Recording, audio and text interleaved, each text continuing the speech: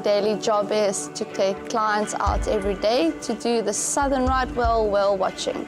The whales start arriving from about June to December. They mainly come here because of our nice weather, and we have very nice warm water, which is very nice for the calves to grow up a little bit more in this side. At the moment, we have a lot of mothers and babies playing around, and the mommies are teaching the babies everything they need to know to survive by themselves.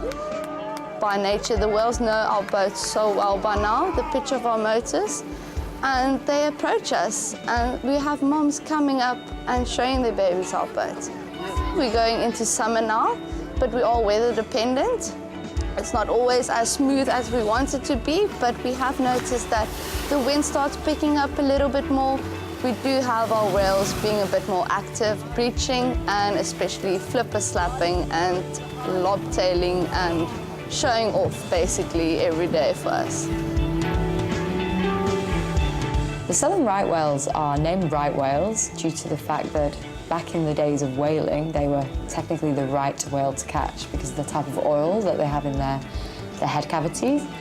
Southern right whales migrate into the area. Often it's females with their calves, with their young, and they do a lot of sort of nurturing of the young, feeding, resting. There's a lot of play that happens where the calves are learning behaviours from their mothers. And then what they do in the end of December is they actually migrate right down to the subantarctic regions in order to feed on the dense krill stocks down there. Basically, they go and get themselves fattened up during the December-January time period, and they return again the following year around about June to this part of the coastline.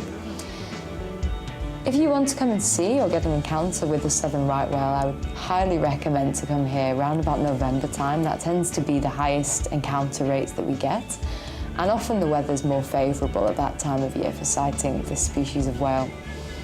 They're a very social whale, and they spend a lot of time on the surface, particularly when the sea's a little bit rough or choppy.